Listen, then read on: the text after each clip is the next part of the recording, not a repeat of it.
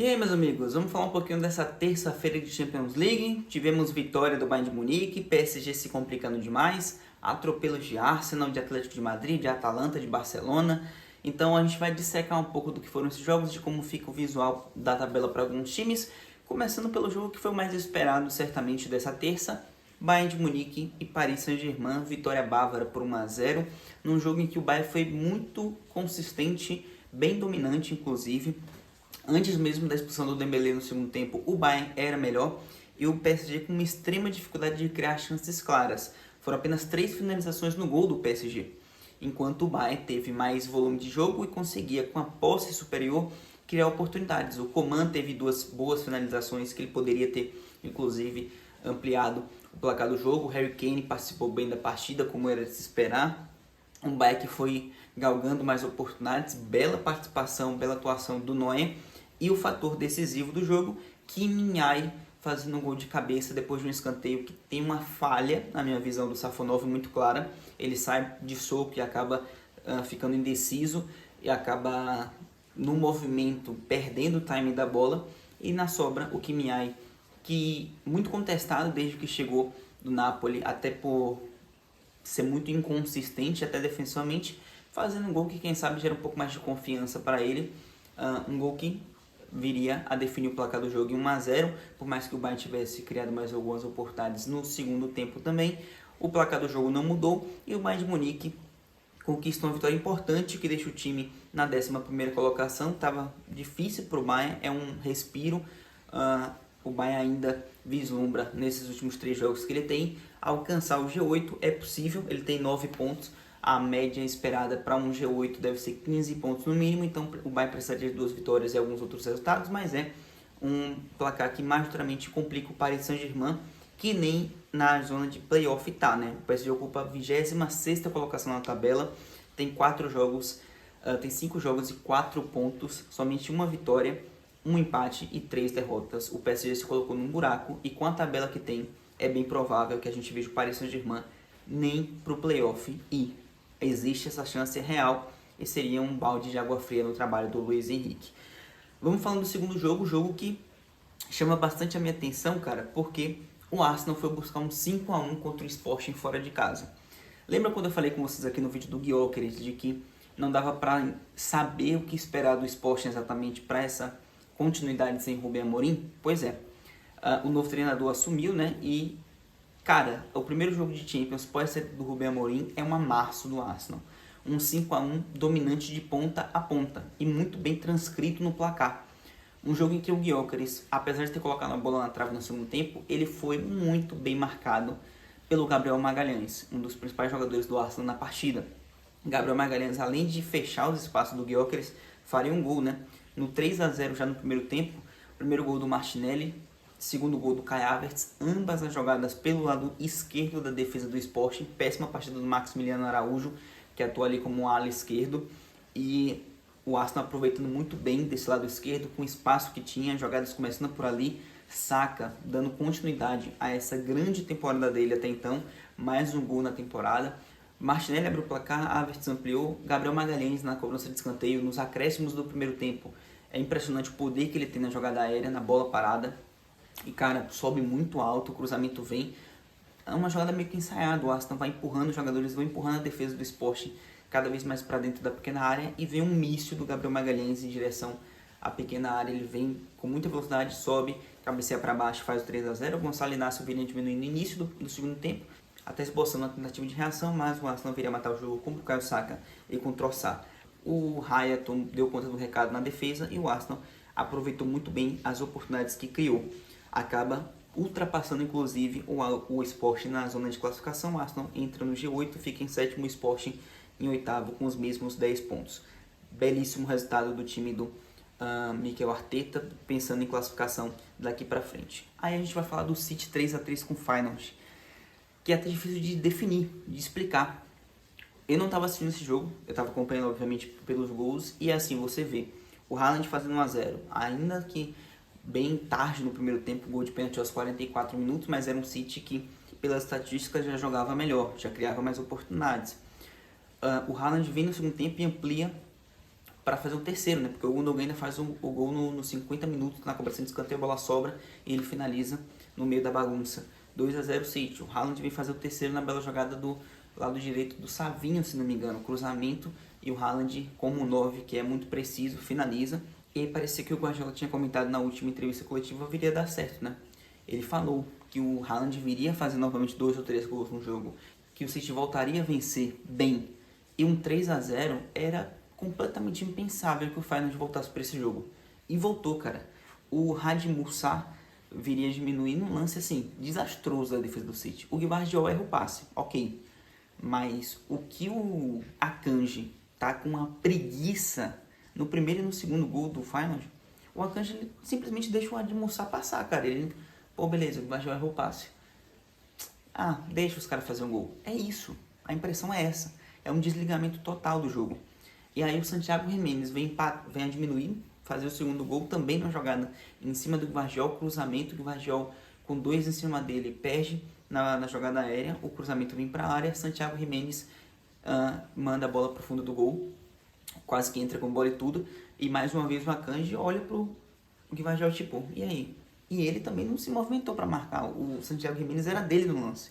Uma partida desastrosa do Akanji, que era um zagueiro muito consistente, mas com essa derrocada do City, já são 6 jogos agora sem vitória.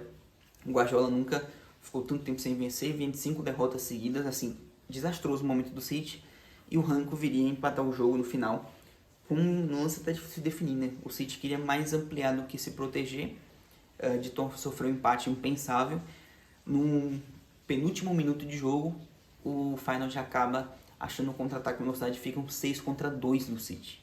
É muita exposição, é muito espaço. O City estava muito aberto e o Ranco não tem nada a ver com isso, empata o jogo para deixar o City com um 3-3 amargo e uma 15ª colocação muito incômoda para um time que é favorito ao título, que ainda é, mas que depois de 5 jogos na nova Champions, que são 8 rodadas nessa fase de liga, o City está apenas na 15ª colocação. Era impensável, mas está acontecendo. Aí a gente pode falar de alguns amassos rapidamente, até porque foram partidas que os times completamente dominaram. Leverkusen 5-0 no Salzburg, um Leverkusen voltando a mostrar o futebol que encantou a Europa, com a ligação Grimaldo e Frimpong e vice-versa. Wirtz fazendo 2 gols, o primeiro de pênalti para abrir o placar, o segundo já foi para fazer o terceiro gol, já que o Grimaldo, mais um lance de bola parada, o primeiro Wirtz de pênalti, o Grimaldo faz o segundo gol de falta, uma cobrança magistral. O Wirtz vira fazer um terceiro, um belíssimo gol, a assistência do Grimaldo vem para ele na entrada da área, ele corta 2 e finaliza. Patrick Schick aumenta para 4-0 e o Alex Garcia 5-0, ambos 2 gols no segundo tempo com transição rápida e velocidade. 5-0 e uma 5ª colocação para o Leverkusen, que tem 3 vitórias, um empate e uma derrota. Se aproximando de um G8, digamos assim, mais uma vitória ou 2 e a gente pode ver o Leverkusen no G8. Partida super importante para o time alemão. A gente tem atropelos também de Atalanta, 6-1 para o Young Boys, completamente dominante, 2 gols do Reteg, 2 gols do Deketelaere, Kolasinac e Samardzic fazem os outros gols. Um jogo que chegou a estar 1-1, porque o Ganvula empatou o jogo no momento que o Reteg faz o primeiro gol aos 9, o Ganvula empata aos 11, mas depois a Atalanta desanda e faz 6-1 fora de casa, completamente dominante. A Atalanta que chega à 4ª colocação e é um dos únicos times invictos, tá? E nessa rodada ainda jogam 2 invictos, que são Liverpool contra o Real Madrid e Mônaco contra o Benfica, ambos em casa. A gente vai falar disso possivelmente amanhã, dos jogos deles, né? Mas, com os times que já jogaram a partir da 5ª rodada, só temos Inter de Milão invicta junto ao Atalanta, os 2 italianos. Partida completamente dominante, Atalanta, mais uma vitória, cara, coloca a Atalanta muito perto também de um G8. Então, é um Atalanta que surpreende, que deixa a gente grande de fora, bem possivelmente, porque tem Borussia fora da zona de classificação G8, tem Bayern, tem Atlético de Madrid, tem Milan, tem City, tem Real Madrid, tem Juventus, tem muita gente que pode perder uma vaga para a Atalanta. Outro time que domina o adversário é o Atlético de Madrid, surpreendente 6-0, 2 gols de Julián Álvares, muito bem dominante, muito bem construída a vitória do time do Simeone. Eu não lembro a última vez que eu vi o Atlético de Madrid fazer 6 gols no mesmo jogo, sendo bem sincero, mas dessa vez eles fizeram contra o Sparta Praga completamente abaixo, né? Fez até um jogo interessante em uma das primeiras 3 partidas da competição, mas agora foi completamente aniquilado pelo time do Simeone, 6-0, que deixa o Atlético respirando, né? O Atlético estava numa situação muito complicada, assim como o PSG, e com essa vitória que teve 2 gols do Álvares, 2 gols do Correia, gol do Griezmann, 10 finalizações a gol, 24 tentativas, o Atlético chega a 9 pontos, tem 3 vitórias, 2 derrotas em 5 jogos, e respira para buscar pelo menos uma vaga nos playoffs, que eu acho que é o que vai acontecer. Passando esses times que dominaram seus adversários, a gente tem mais 2 partidas para comentar, que são basicamente a vitória do Barcelona por 3-0 contra o Stade Brest, mais um domínio, 2 gols do Lewandowski, que chegou a 101 gols na Champions na sua carreira, fato histórico. Somente 3 jogadores passaram da marca centenária de 100 gols na Champions, são Cristiano Ronaldo, Lionel Messi e Robert Lewandowski. Primeiro gol de pênalti para abrir o placar, Barcelona em cima, pressionando, criando muitas oportunidades, muita posse de bola, muita pressão para cima do Brest, que viria a tomar o segundo gol com um belo gol do Dani Olmo, jogada dentro da área, driblando 2 adversários, drible curto, finalização precisa, e o Lewandowski viria a fazer o terceiro gol já nos minutos finais de um Barcelona que vem fazendo uma campanha muito consistente e vem se aproximando cada vez mais de uma classificação, já que é surpreendentemente, até eu diria, porque eu imaginava que o Barcelona fosse brigar pelo G8, mas não pela liderança. O Barcelona ocupa a segunda colocação com 4 vitórias e uma derrota em 5 jogos, 12 pontos. Uma vitória garante o Barcelona classificado direto para as oitavas de final. Belíssimo trabalho do Hans Flick, belíssima partida também do Rafinha, que é outro jogador sob o comando do Hans Flick, assim como o Lewandowski, muito mais eficiente sob o comando do alemão do que sob o comando do Xavi. E a gente tem que falar do líder, né? Da líder, melhor dizendo, a Inter de Milão, que fez seu dever de casa, vencendo um Leipzig completamente decepcionante. O Leipzig tem 5 jogos e 5 derrotas. O Leipzig dificilmente se classifica até para o playoff. Bem dominante o time alemão, vem deslumbrando o que tem de opções, ali como o Benjamin Sesko, por exemplo. A Inter que vence com um gol contra do Marcelo Lukeba, num jogo bem troncadinho, bem o estilo Inter. Se defende bem, não sofre gols, a defesa é muito precisa do Inzaghi, Bastoni, Di Marco, Bissek, o próprio Darmian. Você tem o De Vrij, é um time muito consistente defensivamente e que consegue oferecer riscos no ataque. Acabou fazendo gol com um gol contra do adversário, mas não tem nada a ver com isso. E junto ao Atalanta, são os 2 únicos invictos que já jogaram a 5ª partida. 4 vitórias, 1 empate, liderança com 13 pontos de uma favorita Inter de Milão a título, tá? A Inter de Milão é um time pra gente ficar de olho para título da Champions, porque é um time muito consistente, é um time muito experiente na competição e que tá sabendo o que fazer na mão do Inzaghi. No geral é isso, amanhã tem mais tarde tem mais jogo, tem Real Madrid e Liverpool, no caso Liverpool e Real Madrid.